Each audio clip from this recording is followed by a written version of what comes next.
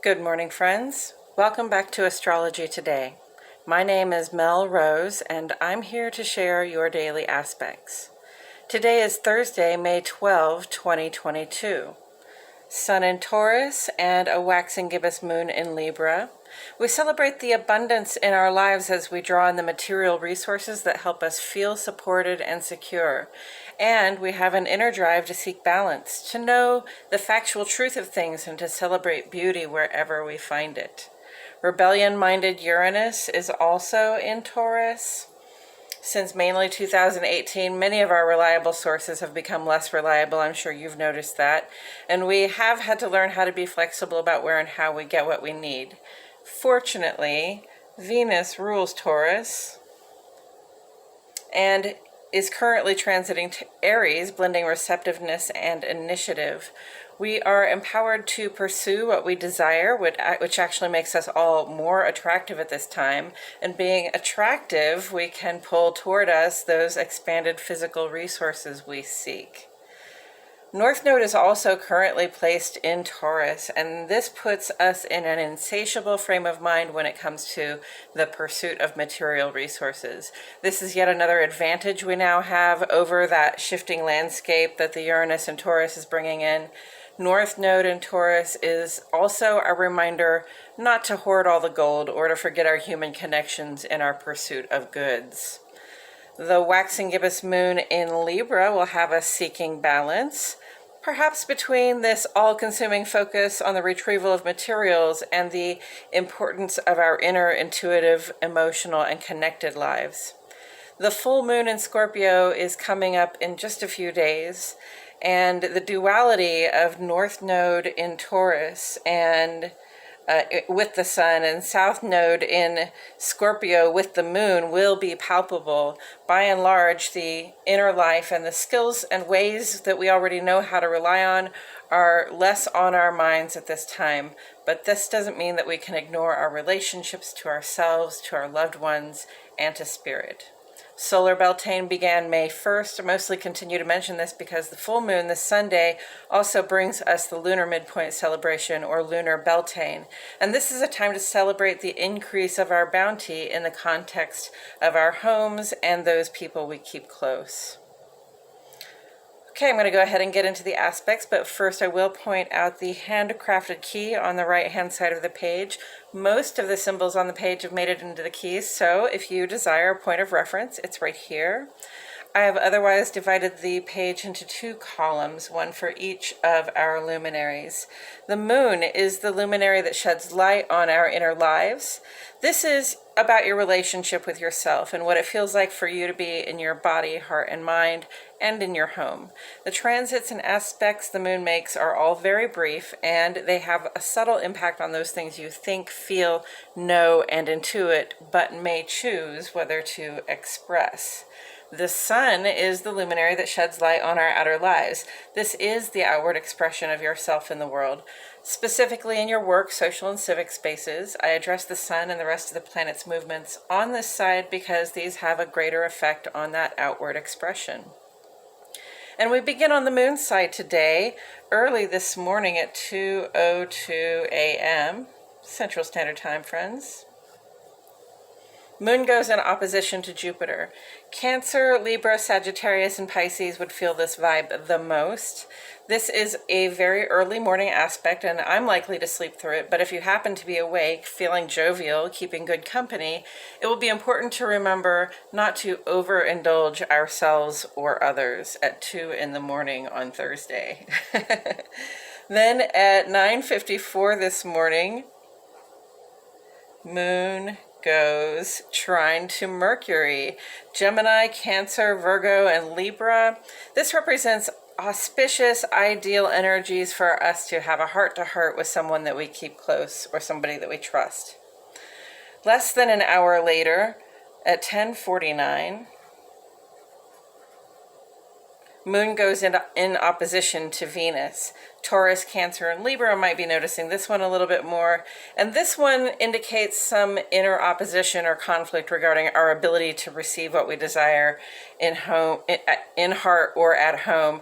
I often refer to it as a self-care challenge, because we might find ourselves in a situation where the people we turn to for attention and affection, fulfillment in different ways and validation in different ways may not be available to us, so we kind of just have to learn how to fill our own cup at that time. Taken together, because these are two overlapping energies, this can be a good time to have a conversation regarding what we need, what we expect from others, and how we can better take care of ourselves in our personal lives. Moon opposition Venus is a self-care challenge, saying if you can't get that attention from the usual source, perhaps you can give it to yourself in some way. And Moon trine Mercury invites us to try saying that out loud, or making it our own plan nonetheless. On the Sun side today, in the ongoing column, through tomorrow, Mars and Uranus will continue to bring us the positivity and cooperative but competitive speed as we move through our shifts and changes. Aries, Scorpio, and Aquarius may especially be noticing this vibe. We are graced with quick and intuitive decision making, and we can have a good time watching our plans come together as we actively sort of work them into being. Mercury sextile Jupiter will be with us through the 28th. Gemini, Virgo, Sagittarius, and Pisces. This one might especially be for you, but I just want to remind you all that all of the aspects apply to everyone just a little bit differently depending on your own astrological personal makeup, right? This month, we have exceptional mental clarity regarding the big picture in our lives. This has been the time to articulate the bigger, better, more complex and satisfying plan we envision for ourselves. Mercury did go retrograde a couple of days ago, so perhaps less articulation at this time and more analysis and strategizing are in order now. Commit to nothing, but plan for all the larger potentials, okay? Mercury is retrograde through the 3rd of June. This is the intellect in an uncompromising backward slide, friends. And all the while, our attention will be shifting likely between our ability to elucidate our best ideas and our needs and desires in terms of material resources. So it's sort of a back and forth conversation there. Like, I have these great ideas, but I've got to keep getting my stuff together. It will help to be very patient with ourselves and others. It will help a lot to try more listening and less explaining. When we get slowed down or plans suddenly change, it can be very helpful to take a lot more passive or playful or, less invested approach, so that we don't wind up beating our heads against that wall of what we thought was happening, but which isn't truly happening, right? Remain flexible, friends. Practice mental and emotional agility at this time. Sun sextile Mars is with us through June 4. Aries, Taurus, Leo, and Scorpio have ruling planets here.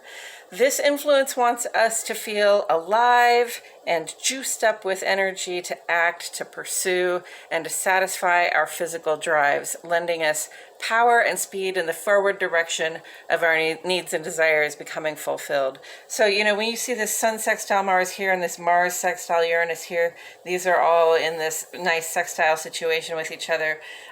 Sextile is cooperative. It's dynamic. It works. It gets things done. It makes things happen.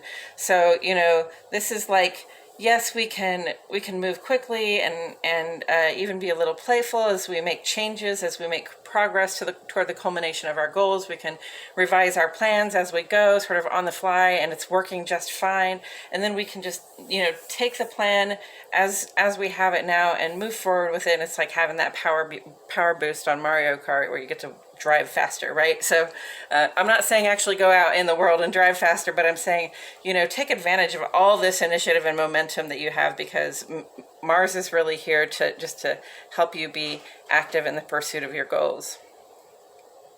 Mercury trine Pluto is here with us through the 19th. Gemini, Virgo, and Scorpio. Let us know your experience. Now that Mercury is traveling retrograde, the guidance here is to pay close attention or to listen in a deep way to what our senses are telling us about the endings and beginnings that are coming up and those that are already present in our lives. Pay attention to your intuitive impressions at this time. They can be very useful in strategizing your approach to big changes. Pluto is also in retrograde through October 8th. Pluto is the modern ruler of Scorpio, but its transits take so long that it impacts larger groups of humanity. So the different generations are more likely to be differently affected by Pluto's movements than just individual people. And this is Pluto's final retrograde in Capricorn. After transiting Capricorn since the late 90s, friends, Pluto is in the home stretch, almost done bringing evolution and transformation to our institutions and traditions. What worked in the past often no longer works now, and this is the evolution that Pluto and Capricorn helped us get through. So this final retrograde in Capricorn will probably bring up some intensity as we go through some more shifts in our internal sense of what works for us to achieve our goals and to build something strong. This is also a time when the things that don't work, like bad habits, toxicity in our relationships, or poor money management, will be painfully clear to us. Don't worry, we have loads of initiative, momentum, and power on our side at this time. The transformation is upon us, and we step boldly forward into the endings and beginnings that are coming our way. This Sunday will bring the full moon in Scorpio, which is also lunar Beltane, or the moon's midpoint between equinox and solstice. There will also be a total lunar eclipse that night, visible in Central Standard Time just after 11 p.m. If you're not in Central Standard Time, I encourage you to look it up. And that's it for today's astrology, friends. Thank you all so much for tuning in. Please like my video, subscribe, click the notifications bell. I post here every day, and I wouldn't want you to miss a thing. And friends, I appreciate it so much when you comment to ask questions or provide encouragement. It isn't just gratifying for me to know that you're listening, and it is very gratifying for me to know that you're listening, but it lets YouTube know that you're engaged in the content, and that helps us out as well. So thank you for that. And if you know for anyone for whom this guidance may resonate, sharing is caring. I encourage you to share. So now I'm going to take a couple of minutes to talk about tarot as it relates to astrology today. First, I'm going to discuss the tarot card that sits on the side of the page, and then I'll do a quick rundown of today's astrology before I throw a random card that hopefully speaks to today's energies. So let's go ahead and get into that. The tarot card that sits on the side of the page right now is the Seven of Pentacles. And in astrology, the Seven of Pentacles represents or is represented by the third 10 days of the sun's transit through Taurus. So that each sun transit is approximately 30 days. We break these 30-day transits into 3 parts. We get 3 cards per per transit. So, the commonality here is that this is Pentacles and Taurus is an earth sign. In fact, it's a fixed earth sign. So it's very much about drawing in resources and growing strong, which is, clearly what this speaks to as well. This person has been working hard on their garden, and you can tell that they have had some success.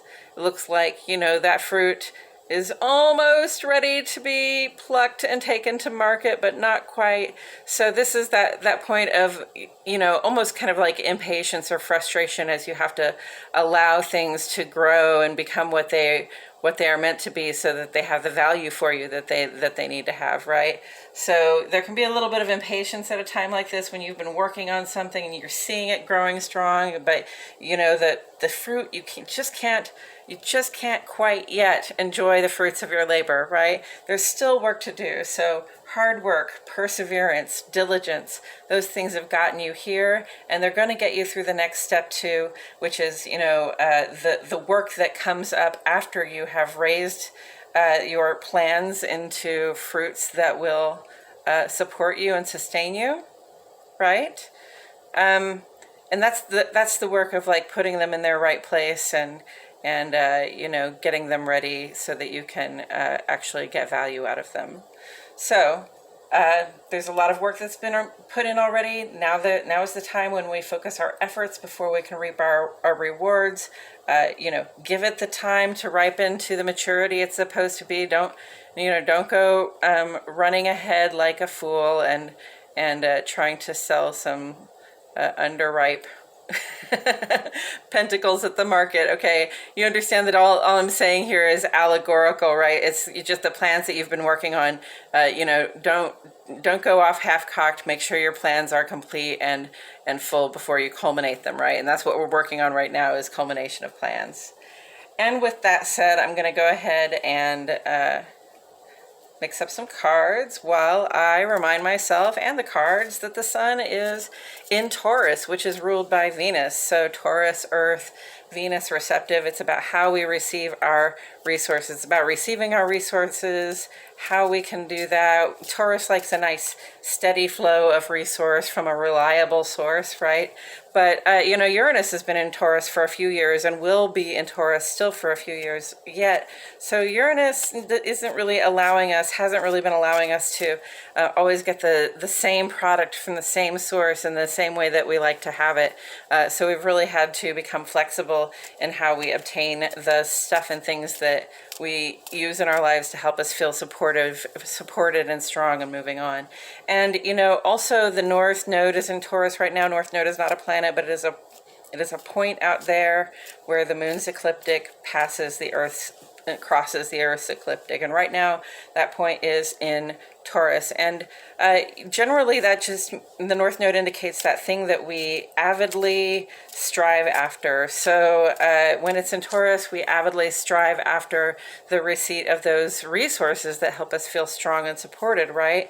So it's very materialistic kind of vibe at this time, and we can become a little over materialistic because it's like a voracious appetite. It's like, you know, never getting enough. So remember that, and don't put your relationships with yourself and with your loved ones and with spirit, you know, too far on the back burner in your, you know, voracious pursuit of resources at this time.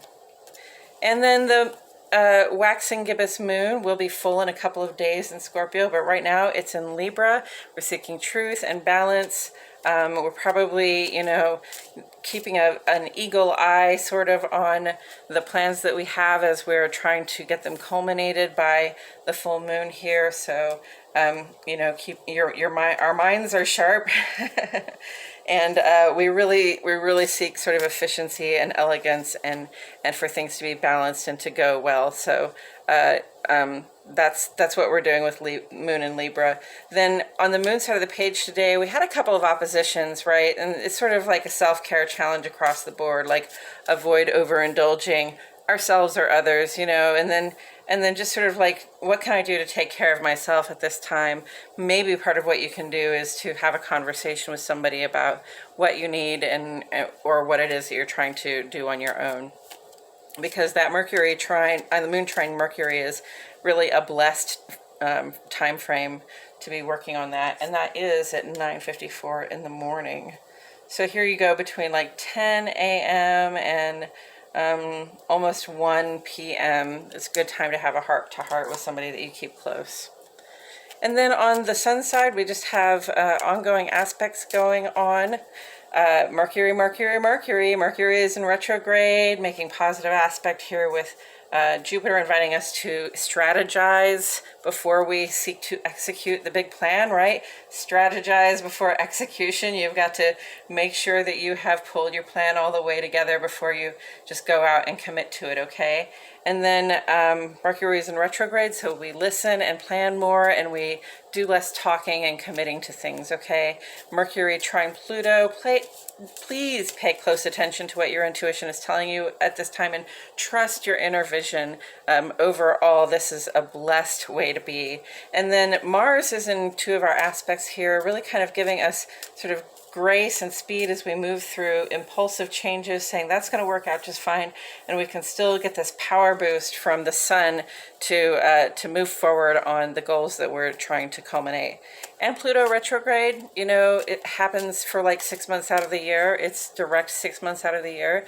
So direct transformation in the outer life, and then indirect, more transformation on the inner life. But Pluto affects like large groups of people, right? So you're going through transformations, you're going through evolutions, the people around you are going through evolutions as well, okay? And don't forget that, and don't forget to be kind, right? And with all of that said, I'm going to go ahead and turn this card. We got the Page of Pentacles. More pentacles, friends. Pentacles and pentacles. It's all about the earth, okay? It's all about the material resources. It's all about what you have to bring to the table, all right? That's the Page of Pentacles.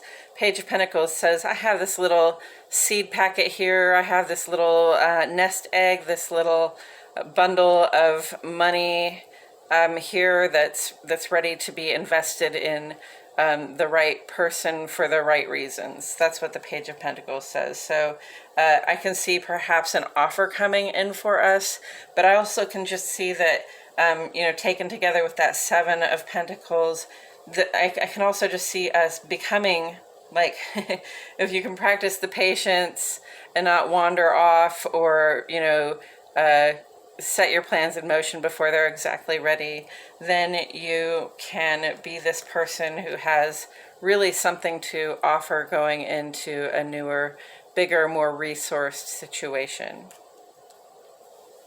Let's see here. I really think that that's it too. It's really about, you know, just because things are variable right now in terms of where you can source things, that doesn't mean that you have to become variable. And in fact, in order to to grow a plan from a stable foundation, from a well-resourced foundation, you have to be as little variable as possible. You have to be consistent, very consistent, right? You've had to be consistent to get to this point where you have all this stuff that's almost ready to be harvested, right? You have to be consistent to get to this point where you have your nest egg and you're ready to invest it in the right thing, right? So, you know, just because Uranus is in Taurus doesn't mean Uranus is necessarily all in us. We do have this ability to make some sort of fluid and fast changes at this time. And it's sextile, it's very cooperative. But just understand that, you know, even while we're making changes, even while we are, you know, strategizing to execute the bigger plan right now, we have to be consistent in the cultivation of our resources. And if we are consistent in the cultivation of our resources, then we will have, you know, something more, something better to work with. And I believe that's all I have to say about it, friends. Thank you all so much for being here today. I truly appreciate you. My name is Mel Rose, and I'll see you all back here tomorrow for more Astrology Today.